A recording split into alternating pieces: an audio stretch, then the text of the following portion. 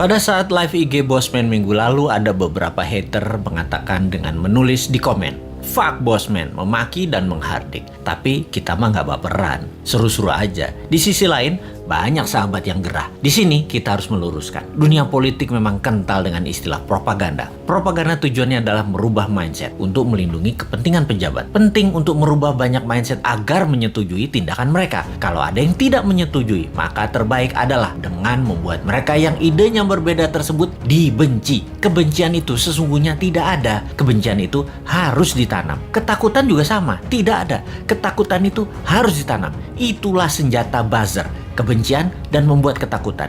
Itulah tugas pelaksana propaganda yang dalam hal ini adalah mereka-mereka yang menamakan dirinya buzzer rupiah, yaitu mereka yang dibayar oleh pejabat untuk menyerang musuh-musuh politiknya. Tugas utama buzzer sekali lagi adalah mendengungkan kejelekan orang yang mengkritik tanpa solusi, tanpa niat memperbaiki. Sementara kaum Newman jelas niatnya memperbaiki bangsa yang utama. Gayanya nyeleneh, tujuannya untuk mendapat perhatian. Sekali lagi, nyeleneh, lucu, koplak, tajam kalimatnya, tujuannya satu, agar dapat perhatian. Tapi kalau mental pejabatnya tipis, ketakutan, insecure karena jabatannya takut hilang, telinga tipis, emosi tak bisa jaga dan tidak dewasa, kritik segar bersolusi dikirimkan para Newminder, bikin hidup pejabat gelisah dan sengsara. Makanya panik mereka, ditugaskanlah pasukan buzzer yang jumlahnya 20 ribuan untuk menjadi pelindungnya. Begitulah kalau pejabat terdiri dari orang-orang yang tidak beriman, berlindungnya pakai buzzer, bukan pada Allah. Menanamkan kebencian itu program mematikan lawan politik. Ada sih sebenarnya dalam buku putih propaganda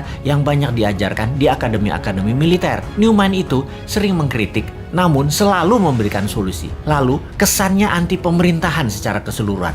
Padahal hanya anti pada dua orang pejabat doang. Karena dikesankan Newman saat ini anti pemerintah, maka Newman harus dipudarkan. Siapa yang melakukannya? Yang melakukannya adalah penggemar pejabat penguasa saat ini yang kebanyakan berciri-ciri, yaitu minoritas orang tajir beragama minoritas. Nah, kalimatnya ya, maaf kurang ajar ya, tapi saya nggak mau basa-basi. Atau yang mayoritas latar belakangnya namun terkena propaganda yang akhirnya tidak menyukai sisi seberang yang di framing jualan agama ke Arab-Araban plus dibungkus budaya Arab. Maaf, sekali lagi kalimat Bosman ini kali ini vulgar. Daripada basa-basi, mendem-mendem mau realitanya gitu. Jadi begitu berhasil menggiring opini yang menganggap Bosman anti pemerintah, maka otak bawah sadar banyak orang digiring lagi oleh buzzer. Digeneralisir, Bosman itu oposisi, pendukung kadrun, dan pendukung partai kalah perang, Demokrat dan PKS. Cara kerja buzzer menggiring opini masyarakat memang begitu dan berhasil hingga saat ini membelah bangsa Indonesia menjadi dua. Sangat berhasil.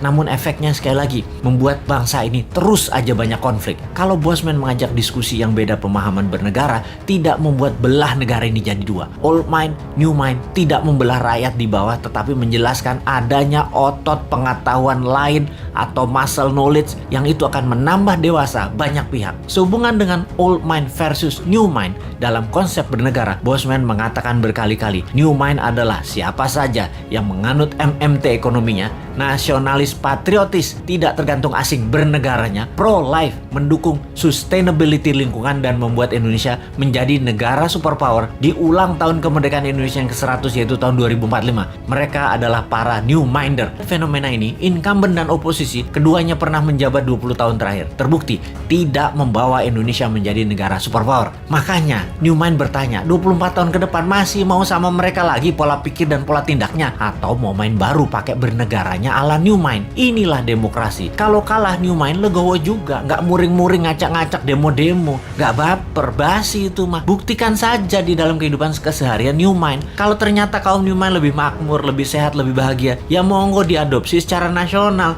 Kita masih asik aja. Jadi misi bersama jangka pendek kaum Newman adalah mempromosikan konsep ini ke 250 juta saudara sebangsa dan setanah air. Jadikan bahan diskusi, rembukan secara masif, dan akhirnya kesempatan itu akan dibuktikan di kotak suara tahun 2024. Kalah menang bukan masalah, itu demokrasi. Pertanyaannya sekarang, bagaimana caranya 250 juta orang mengenal dan memahami konsep Newman dalam waktu cepat?